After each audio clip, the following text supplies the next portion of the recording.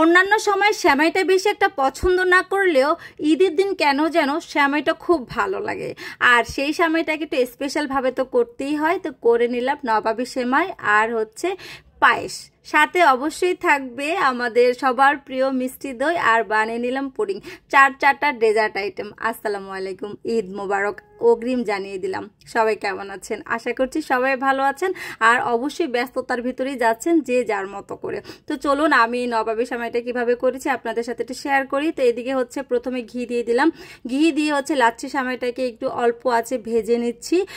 জালটা কিন্তু বেশি দেওয়া যাবে না। আমরা যারা আসলে সেমাইটা সবাই রান্না করতে জানি, তারপরেও যারা রান্না করে মানে জানেন না, এটা কখনো করেন নাই, তাদের জন্য।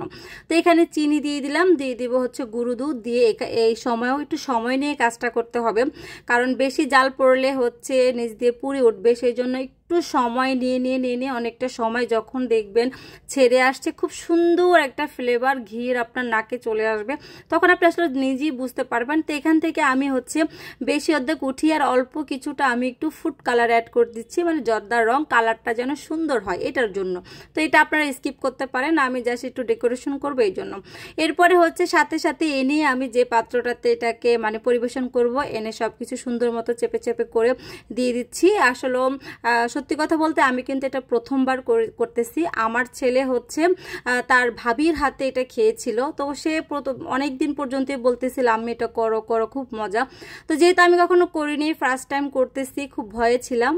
আলহামদুলিল্লাহ খুব সুন্দরই হয়েছে।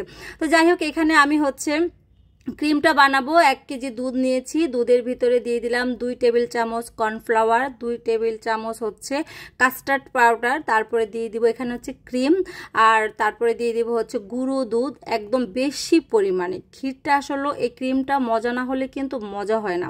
তারপরে এখানে আমি দিয়ে দিব কনডেন্স মিল্ক। কনডেন্স মিল্কটা আপনারা দিবেন চিনির পরিবর্তে, যেহেতু দিচ্ছি আপনারা যে যেরকম চিনি খান সেই অনুযায়ী কনডেন্স মিল্কটা অ্যাড করবেন। যেহেতু আমার ছেলের আবদারে করেছি, ছেলে খাবে, তো এই জন্য আমি একটু চিনির পরিমাণটা বাড়িয়ে দিয়েছি। তো এইদিকে হচ্ছে একদম জালটা মিডিয়াম আঁচে দিয়ে অনবরত নাড়তেই থাকবে, তা না হলে নিচে দিয়ে দলা পেকে যাবে, আর নয় পুড়ে যেতে পারে। এরপরে গরম অবস্থায় একদম সাথে সাথে আমি এটাকে একদম সেমাইয়ের উপরে দিয়ে দিব। দেখেন আমার এটা কিন্তু একদম পারফেক্ট হয়েছে। আমি খুব ভয়ে ছিলাম যে এটা আসলে পারফেক্ট হয় কিনা। আচ্ছা, আরেকটা কথা, আমার এখানে কিন্তু ক্রিমটা রয়ে গেছে অনেকটা। আপনারা যারা এই মানে এটাতে উস্তাদ, বানাইতে এক্সপার্ট, বলেন বাকি ক্রিমগুলো দিয়ে আমি কি করতে পারি, কারণ আমার পুরো এক বক্সের ভিতরে রয়ে গেছে, কারণ যেহেতু প্রথম বানিয়েছি আমি একটু বেশি করে ফেলছি। তো যাই হোক, এখানে বাদামগুলোকে আগেই আমি হচ্ছে ঘিয়ে ভেজে নিয়েছি, নিয়ে এখন আমি হচ্ছে এটার উপরে ছড়িয়ে দিয়েছি। বিশ্বাস করবেন না, আমার পুরো বাসাটা একদম ঘিয়ের গ্রানে মোমো করতেছে। আলহামদুলিল্লাহ যে পারফেক্টভাবে করতে পারছি প্রথমবারের মতো। আসলে বাচ্চারা এখন বড় হয়ে গেছে, বিভিন্ন জায়গায় খেয়েটে আসে, এসে এখন আবদার করে না এটা এইভাবেই করো।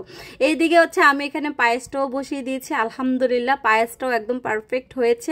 যদিও আমি বরাবর এগুলো রাত 10টার পরে করি, এবার একটু আগে করলাম, কারণ হচ্ছে মাগরিবের পরে একটু বের হই, কোথাও যাই, তো সেই ক্ষেত্রে এসে কাজটা করতে খুব কষ্ট হয়ে যায়, আর যেহেতু রোজা। তো যাই হোক, একটু আগে ভাগে 5-7 ঘন্টা আগে করলাম, এরকম আহামরি কিছুই হবে না, যেহেতু এগুলো ফ্রিজে রেখে খাবো। তো এই তো দুটা ডেজার্ট আইটেম আমার হয়ে গেছে। আর হচ্ছে আমি আগের দিন রাতেই, মানে এটা তো আজকে করলাম, কিন্তু গতকাল রাতেই হচ্ছে আমি এখানে দই আর পুডিংটা আগে বানিয়ে ফেলছিলাম, কারণ একদিনে এত কাজ করতে পারবো না। তো এদিকে হচ্ছে দুধটা কিন্তু আমি অনেক আগে থেকেই জ্বালিয়েছি, এরপরে এটার ভিতরে গুঁড়ো দুধ দিয়ে আবারও জ্বালাচ্ছি। এরপরে ক্যারামেল করব, একটু চিনি দিয়ে দিলাম, চিনির ভিতরে কিন্তু একটু সামান্য পানিও দিয়েছিলাম। যখন ক্যারামেলের কালারটা এরকম হবে, এই পর্যায়ে হচ্ছে আমি ওই যে দুধটা ঢেলে দেব। আসলে মিষ্টি দইটা আমরা সবাই পারি, কিন্তু তারপরও ঈদ মানেই হচ্ছে একটু মিষ্টি মুখ বা ডেজার্ট। যদিও আপনি যার বাসায় যাবেন এই খাবারগুলো থাকবে, খেতেও চাইবেন না, কিন্তু সবার বাসায় কমন জাতীয় খাবার, তো ইনস্ট্যান্ট এইটাই। তো যাই হোক, এই 4টা জিনিস আসলে সবাই মানে কম বেশি আগে ভাগে করেই রাখে। তো আসলে অন্য কিছু যেটাই করি সেটা হয়তো ঈদের দিন সকালবেলা করা হবে। তো এই তো আমি হাত দিয়ে দেখতেছি ঠান্ডা হয়েছে কিনা, যখন দেখেছি না কুসুম গরম আছে, তখন হচ্ছে আমি এখানে মিষ্টি দইটা অ্যাড করে দেবো। অ্যাড করে দিয়ে একটু ভালো মতো মেশাবো। মিশিয়ে হচ্ছে এবার আমি মাটির পাত্র নিয়েছি, কাচের একটা পাত্র নিয়েছি, 2টা পাত্র এখন বসিয়ে দিব।